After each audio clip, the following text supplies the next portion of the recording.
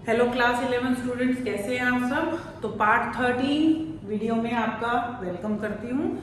तो अब हम जिन क्वेश्चंस में मूव कर रहे हैं, आप देख रहे हैं कि हर क्वेश्चन थोड़ा डिफिकल्ट होता जा रहा है। शुरू के क्वेश्चन थोड़े से आसान थे, लेकिन जितने क्वेश्चंस हम आगे बढ़ेंगे उतने ही इंपॉर्टेंट क्वेश्चंस की तरफ हम मूव कर रहे हैं। तो डोंट वरी, हम लोग साथ में कर रहे हैं, कोई प्रॉब्लम वाली बात नहीं है। ठीक है, तो चलिए हमारा 24th क्वेश्चन। अगेन सबसे पहले इस पे इंपॉर्टेंट मार्क करिएगा, एग्जाम पॉइंट ऑफ व्यू से बहुत ही इंपॉर्टेंट क्वेश्चन है, एग्जाम में पूछा जाता है कई बार। तो show that the ratio of the sum of first n terms, ठीक है, वो तो हमें मालूम ही है, SN की बात हो रही है जीपी में, वो किसके बराबर है। किसके बराबर नहीं करना है, एक्चुअली हमें इसमें करना क्या है, देखिए यहाँ पर फर्स्ट n टर्म्स का सम, देखिए फर्स्ट n टर्म्स का सम 2 मतलब उसका रेशियो किसके साथ निकालना है, from the terms from this to this. मतलब कि देखिए ध्यान से कि अगर मैं 1 से फर्स्ट टर्म से लेकर n टर्म्स तक जाती हूं तो इनका एक सम आएगा जिसको मैं SN कहूंगी। अब n टर्म्स के बाद हमारे पास एक n+1th टर्म होगी और वहां से हम बढ़ते बढ़ते 2nth टर्म तक जाएंगे और इसका सम जो होगा, सपोज मैं इसको SN डैश बोल देती हूँ, तो इन दोनों का जो रेशियो है ये हमको प्रूव करना है, इसके बराबर 1/r की पावर है। आया कुछ थोड़ा समझ में? नहीं आया होगा, कोई बात नहीं। 1 से लेकर बेटा n टर्म्स का सम SN ही कहलाता है। लेकिन जब हम n+1 पे गए तो देखो नंबर ऑफ टर्म्स यहाँ पर कितनी है, n टर्म्स है, यहां पर भी n टर्म्स ही हैं। जैसे कि 1 से लेकर 10 और 11 से लेकर 20, इन दोनों के अंदर ही 10-10 नंबर्स को हमने लिया है।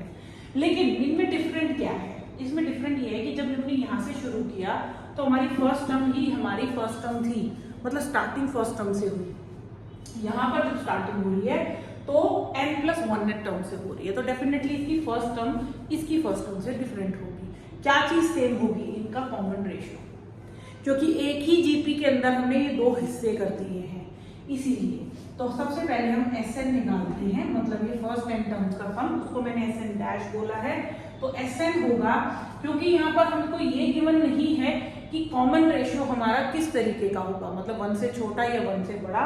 तो मैं यहाँ एज्यूम कर रही हूँ, आप चाहे तो यहाँ लेट कर सकते हैं कि लेट R जो है वो लेस देन 1 है, ठीक है, 1 से छोटा है। दोनों ही केसेस में इसी चीज को एज्यूम करना है, ऐसा नहीं कि यहाँ पर कुछ और वहां पर कुछ और, तो दोनों में सेम रखना है। तो इसीलिए मैं यहाँ पर फॉर्मूला लगाऊंगी A 1 - r की power n upon 1 - r। This is my formula for the sum of n terms. क्योंकि A D A R वगैरह कुछ दिया नहीं है तो मुझे फॉर्मूला ही यूज करना होगा। अब चलते हैं SN डैश की तरफ। SN डैश में A की जगह पे मेरी n+1 टर्म आएगी, तो AR की power n will be my A। AR की पावर n का मतलब क्या हुआ, n+1 टर्म, ठीक है, और अंदर क्या आएगा 1 - r की पावर n अपॉन 1 - r, ठीक है। तो यहाँ पे क्या चीज डिफरेंट हुई, आपकी चीज डिफरेंट हुई, ये देखिए, ये इसकी फर्स्ट टर्म है और इसकी फर्स्ट टर्म ये है, तो दोनों की फर्स्ट टर्म में यही डिफरेंस था आपका। आई होप क्लियर हो रहा है।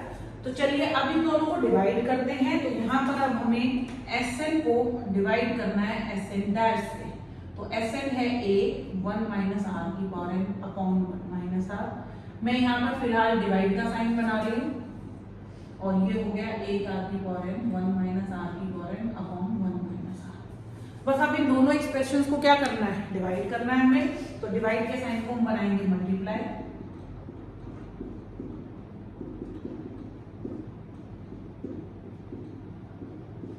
तो आप देखेंगे कि ये पूरा ये कैंसिल, ये वाला ब्रैकेट भी कैंसिल, और आपके पास बचेगा A अपॉन AR की पावर n, A से A भी कैंसिल, 1 अपॉन R की पावर n, हेंस प्रूव्ड। ये हमने प्रूव कर दिया, ठीक है।